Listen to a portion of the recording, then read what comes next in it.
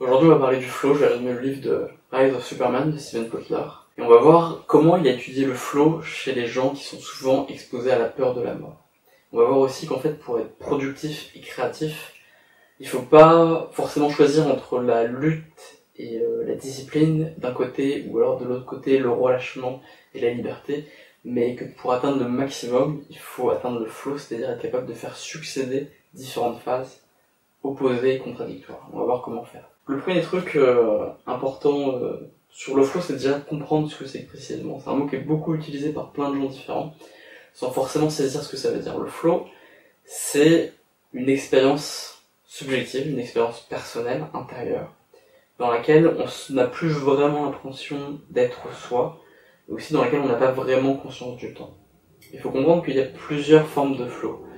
Tu peux ressentir le flow quand tu fais la cuisine, quand tu es sous ta douche, mais en fait on le ressent à un niveau maximal le plus souvent quand on est face à la peur de la mort. C'est ça le vrai flow, c'est le flow que ressentent les gens qui vont faire des sports extrêmes, dans lesquels ils vont risquer leur vie, quand ils vont sauter en parachute, quand ils vont faire du surf dans des conditions extrêmes. Et c'est dans ces moments-là qu'on va ressentir le flow. On peut aussi le ressentir dans des situations où on n'est pas vraiment face à la mort, mais où c'est exactement la même chose quand on est face à une peur sociale. Aller parler à quelqu'un, parler en public, c'est des peurs tellement intenses que c'est comme si on affrontait la mort, et on peut aussi ressentir un flow dans ces situations. La manière classique en fait d'atteindre le flow, enfin la manière la plus sûre et la moins dangereuse d'atteindre le flow, ce qu'explique Steven Kotler, c'est qu'en fait c'est ce que font les gens qui vont méditer ou qui méditent dans des temples au fin fond de l'Himalaya et qui restent pendant très longtemps dans un état méditatif. Eux, effectivement, ils atteignent aussi cet état de flow dans lequel il n'y a plus d'ego, dans lequel il n'y a plus de temps, et ils atteignent une extase qui est vraiment maximale. Ils atteignent un niveau de bonheur qu'on peut pas atteindre autrement. Et ce qu'on voit dans ce livre, et ce qu'explique l'auteur, c'est comment des gens arrivent à atteindre ce même état très rapidement, et surtout comment des gens avec une personnalité un peu atypique, qui sont pas forcément des gens disciplinés, qui sont pas des gens travailleurs, qui sont pas des gens issus d'un milieu social favorisé, mais qui malgré ça arrivent à atteindre le flow. Le flow, c'est pas activer son cerveau de manière intense, c'est au contraire désactiver certaines parties de son cerveau. Quand on est dans un vrai état de flow, on arrive à une hypofrontalité, c'est-à-dire qu'il y a certaines choses dont on a habituellement conscience, dont on n'a plus conscience. Par exemple, le passage du temps, ou alors la conscience d'avoir une limite entre son corps et le monde extérieur. Cette partie-là qui permet de comprendre ça cérébralement, elle se désactive. Ce qui fait qu'on a vraiment l'impression de ne faire qu'un avec l'environnement. Et c'est extrêmement important dans les sports extrêmes, quand la survie est en jeu. C'est important de ne faire qu'un avec l'environnement pour vraiment le ressentir intuitivement très rapidement. Et il y a un truc qui se passe quand on est dans le flow, c'est que le temps ralentit. Et le temps ralentit parce qu'on n'a plus conscience du temps, mais aussi parce qu'on a accès à beaucoup plus de données. On a accès à beaucoup plus de données en beaucoup moins de temps, donc on a cette impression que le temps ralentit vraiment. Et cette saturation du cerveau, c'est vraiment la clé du flow. Être capable d'avoir trop d'informations, d'avoir beaucoup plus d'attention que d'habitude, c'est ça qui provoque le flow. En fait, quand on atteint ce flow, on est dans un état de bonheur, mais c'est un bonheur qu'on réalise seulement après coup, parce qu'au moment où on le ressent, en fait, on ne pense pas. On ne réfléchit pas à ce qu'on est en train de ressentir. Le flow, c'est un plaisir extrême, mais c'est un plaisir rétrospectif. Le flow aussi est quelque chose qui augmente la perméabilité des différentes parties du cerveau. C'est très lié à ce qu'on appelle la pensée latérale. C'est pour ça que le flow est très important aussi pour les artistes, et que les artistes rentrent plus facilement dans le flow dans des situations où ils sont peut-être en danger, ils sont face à la peur de la mort, et leur créativité, elle est provoquée par le fait que c'est une question de vie ou de mort pour eux. En fait, on a vraiment le flow régulièrement quand on n'a pas le choix. Cette technique du flow, pour être plus productif et créatif, elle est contradictoire avec tout ce qui se fait et tout ce qu'on a étudié dans la volonté et l'autodiscipline. Il y a une théorie qui est celle des 3 M, pour musique, maman et marshmallow, qui explique le succès de manière générale. On parle de musique parce que il y a une théorie qui a été popularisée par Malcolm Gladwell, qui est la théorie des 10 000 heures, qui dit que pour être excellent dans un domaine, il suffit de travailler 10 000 heures de manière organisée, précise et intelligente. Dans ce domaine particulier, par exemple, pour apprendre le violon ou n'importe quel instrument, il suffit de faire 10 000 heures pour atteindre un niveau maximal. Et les gens qui sont dans les sports extrêmes et qui cultivent le flow sont pas du tout comme ça. Ils vont pratiquer effectivement leur passion pendant de nombreuses heures, mais ça sera pas du tout organisé, ce sera pas du tout intelligent, ce sera assez bordélique, chaotique et improvisé. Donc le deuxième M, c'est maman, c'est l'idée que Ce qui fait que certaines personnes ont du succès, c'est leur environnement, c'est le fait qu'ils soient encouragés, c'est le fait qu'ils soient dans le bon milieu social. Mais la réalité, c'est que dans les sports extrêmes, dans les sports de combat, dans certains sports où la vie est en jeu, et ben dans ces sports-là, souvent les gens sont issus de milieux très défavorisés, et ils ont une enfance très chaotique, et ils ont absolument aucun avantage au niveau de leur milieu initial, et ils n'ont pas forcément une bonne relation avec leurs proches, avec leur maman, avec leurs parents, avec voilà, les gens avec lesquels ils ont grandi. Et pourtant, ils arrivent à avoir beaucoup de succès, parce qu'ils cultivent le flow, et que c'est une démarche complètement différente. Le troisième M, c'est marshmallow. C'est issu d'une expérience qui consistait à demander à des enfants de résister à la tentation de manger un marshmallow, et que s'ils résistaient pendant quelques minutes à cette tentation, ils auraient le droit à un deuxième marshmallow. Et donc il y a des enfants qui ont mangé le premier marshmallow malgré ça, puis il y a des enfants qui ont attendu pour manger 2 marshmallows au lieu d'un seul. Donc le deuxième groupe d'enfants, ceux qui ont réagi comme ça, ils étaient plus orientés vers le futur et les autres étaient plus orientés vers le présent. Ce qu'on a observé, c'est que des années plus tard, des dizaines d'années plus tard, eh bien, tous les enfants qui étaient beaucoup plus centrés sur le futur que sur le présent, eh bien, ils avaient mieux réussi dans leur vie, ils étaient plus heureux, ils avaient un travail plus intéressant, enfin bref, de tous les points de vue, ils étaient plus disciplinés et ils avaient plus de succès. Et pourtant, en ce qui concerne des gens qui cultivent le flow, qui atteignent le flow, qui sont les meilleurs dans leur domaine, souvent ils sont pas du tout orientés sur le futur. Quand tu es capable d'atteindre le flow, le futur n'a pas d'importance, parce que tu es tellement heureux maintenant que tu peux développer une capacité et des aptitudes maximales et être le meilleur dans ton domaine, alors que tu n'en as rien à faire de l'avenir, alors que tu es juste dans le moment présent. C'est une voie alternative pour arriver à une certaine productivité, pour arriver à une certaine créativité, apporter beaucoup plus de valeur, en étant en totale opposition à ce qui se fait naturellement et aux règles classiques du succès. Donc maintenant, on va voir comment faire pour atteindre le flow. Le principe de base, c'est qu'il faut que les aptitudes soient en croisement avec les objectifs. Si tu as un objectif qui est beaucoup trop élevé, ça va pas te faire rentrer en flow, tu seras découragé.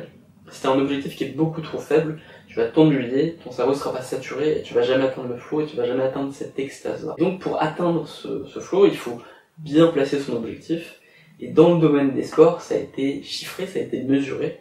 En fait, ce qu'il faut, c'est avoir un objectif de 4%. Et 4% meilleur que ce que tu fais habituellement.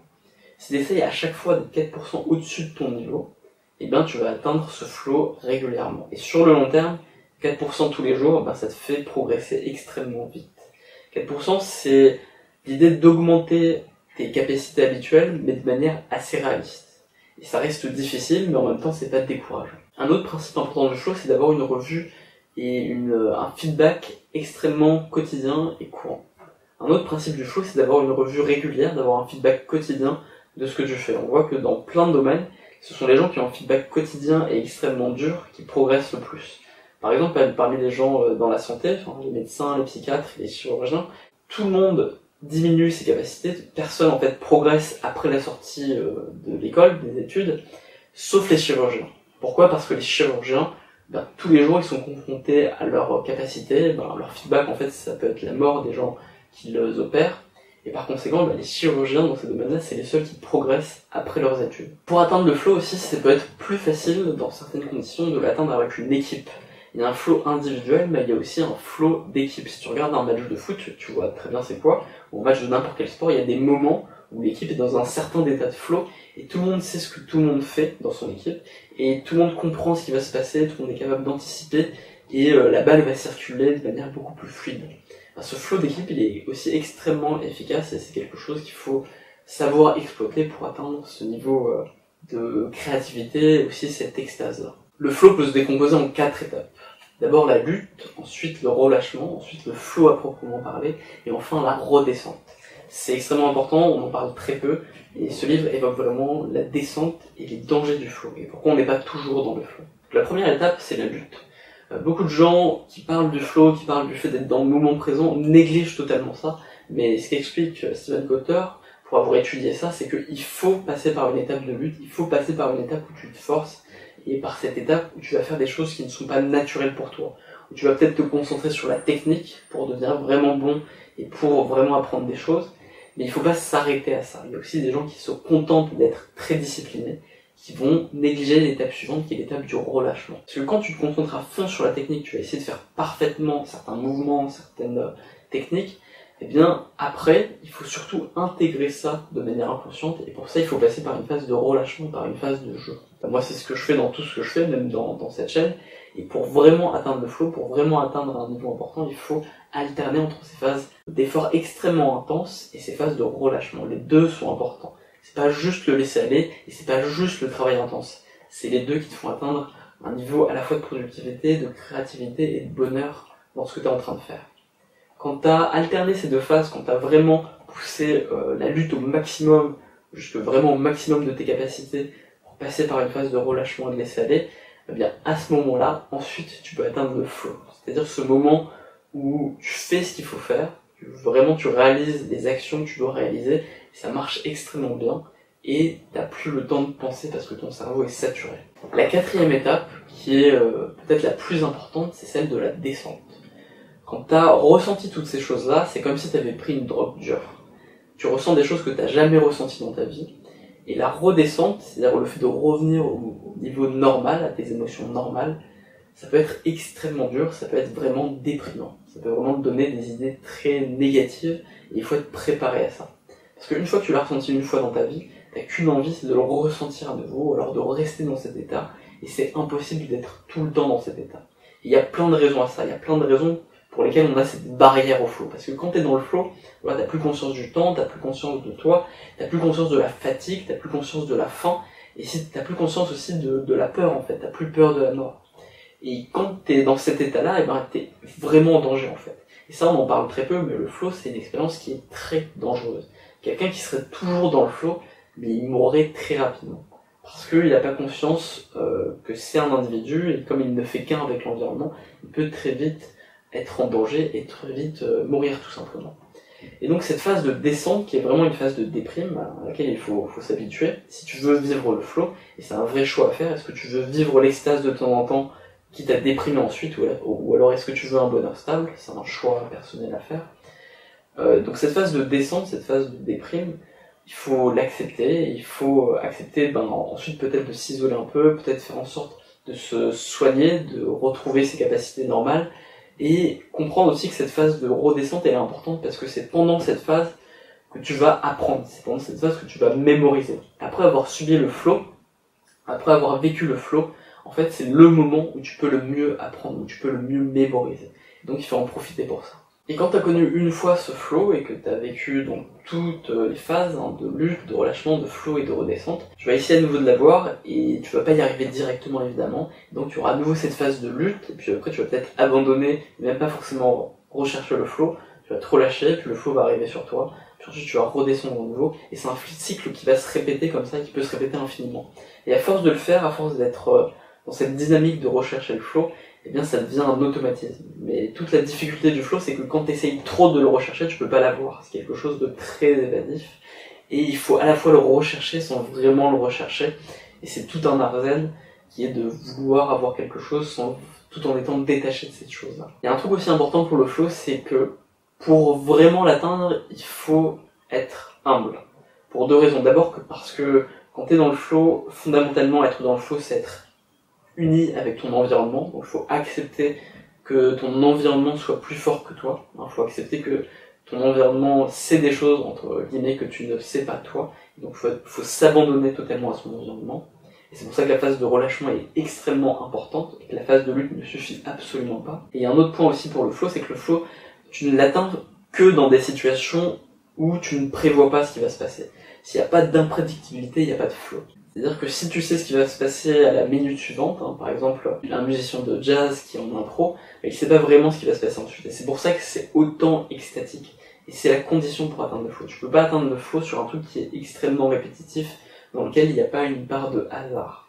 Et c'est aussi pour ça que le flow est très addictif. C'est parce que il y a une phrase très intéressante qui est citée dans le livre, qui est que il n'y a rien de plus addictif qu'un peut-être. Et si dans ton activité il y a beaucoup de peut-être, il y a beaucoup d'aléatoires, et qu'en plus il y a cette peur de la mort, tu vas avoir une activité extrêmement addictive qui va provoquer le flow facilement.